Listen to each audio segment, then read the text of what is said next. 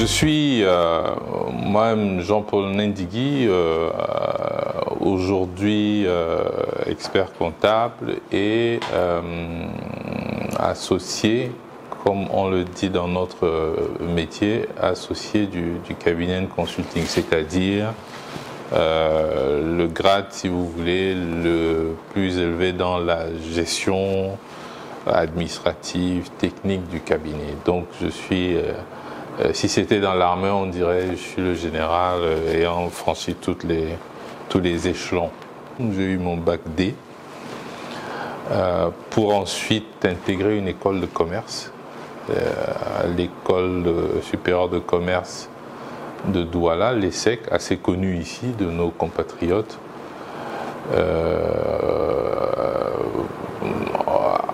Option finance et comptabilité.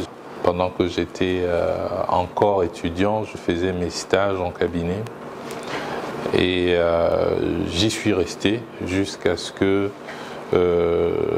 je sois recruté dans des cabinets d'audit et d'expertise comptable et que, en fin de compte, par plusieurs processus, dans mon cas, ce fut un reversement, on n'a peut-être pas le temps d'expliquer cela, qui m'a permis d'avoir le titre d'expert comptable.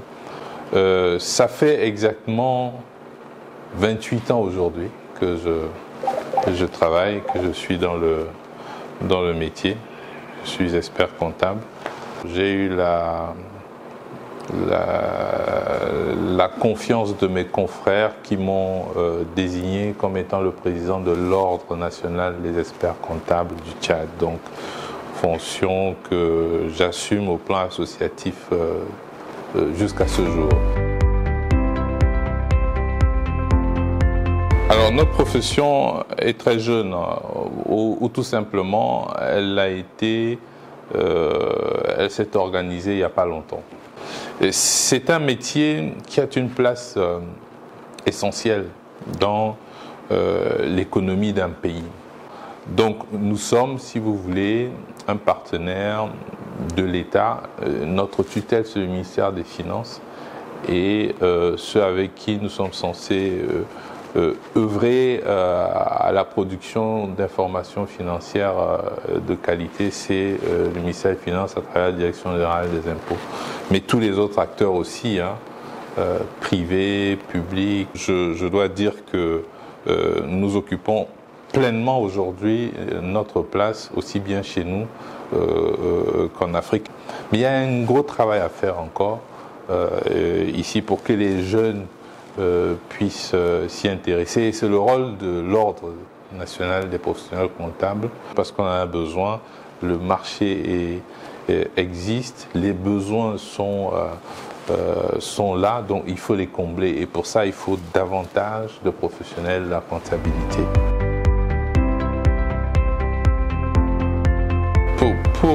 Pour entrer dans la profession, évidemment, il y a un cursus et il y a des études appropriées pour ce faire. Et plusieurs cadres, et notamment les cabinets, offrent la possibilité aux jeunes qui se sont formés, qui ont choisi le cursus, de s'y intégrer. Au niveau de l'ordre, nous avons des partenariats avec le Centre national des arts et des métiers de France, et notamment grâce à l'INTEC, qui est son institution qui forme à l'expertise comptable. Mais il y a d'autres voies, parce qu'il y a plusieurs systèmes de formation, mais il faut commencer déjà par la formation, le cursus à la base. On peut y accéder après le bac, à travers en passant soit par une école de commerce, en suivant soit des études en comptabilité, finance, en audit, contrôle de gestion, et en fonction des voies et des possibilités qu'offre, soit par le biais des différents examens ou des différents diplômes et passerelles qui existent, embrasser en fin de compte le cursus jusqu'au diplôme d'expert comptable. Les perspectives sont énormes, existent. Comme je venais de le dire, les besoins sont importants et nous avons besoin de jeunes formés dans ce domaine-là. N'entre pas dans le métier celui qui, oui, d'une part n'a pas la vocation, mais surtout, d'autre part, n'aime pas le travail et le sacrifice. La profession, ce métier exige énormément de sacrifices en temps et il faut aimer pour le faire. Donc on ne compte pas son temps, on ne compte pas son heure. Donc c'est un choix à faire, il faut le savoir d'avance. C'est vrai qu'il faut aimer les chiffres, c'est vrai qu'il faut être patient, c'est vrai qu'il faut être rigoureux, c'est vrai qu'il faut être très concentré. Moi j'encourage ceux qui s'y lancent, s'y souhaitent se lancer dans le métier, à s'armer de ces différentes qualités-là. Parce qu'au bout du compte, je crois que c'est un métier qui paye son homme, mais pour cela, il faut aussi mettre toutes les chances de son côté pour y arriver. Même lorsqu'on décide d'être entrepreneur, il faut avoir des prérequis, il faut acquérir une certaine expérience. Donc peut-être que ça peut vous amener à être d'abord salarié, avant un jour de devenir soi-même patron.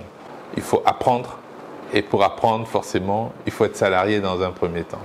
Et ensuite seulement lorsqu'on se forme et qu'on se forge et les expériences, les qualités, etc., on peut se lancer soi-même et devenir entrepreneur. Ce fut mon cas. Je n'ai pas connu d'expert comptable qui n'ait pas d'abord été salarié. Et puis, n'est pas entrepreneur toute personne qui soit expert comptable. Hein. On peut être expert comptable, on peut avoir fait tout le cursus et ne pas être capable d'être entrepreneur et rester salarié. Je pense qu'il y a aussi beaucoup de critères. Il faut être courageux, il faut oser, il faut, je pense, avoir la fibre aussi d'entrepreneur avant de s'y lancer. Beaucoup de courage à ceux qui viennent et surtout je souhaite que notre profession ait davantage de jeunes qui s'y lancent parce que elle ouvre énormément de portes. C'est le lieu dans nos cabinets où l'on se forme véritablement et on peut décider d'y rester dans la profession ou bien de partir, mais lorsqu'on la quitte après un certain temps, on est sûr qu'on a une visibilité, une vision large de ce que c'est que l'entreprise, ce que c'est que l'économie, ce que c'est que les secteurs, tous secteurs différents. Donc je pense que j'encourage tous les jeunes à s'y lancer. C'est très intéressant. En tout cas, je prêche dans ma chapelle, donc je veux bien qu'il y ait plus d'ouailles qu'aujourd'hui il y en a encore dans notre pays.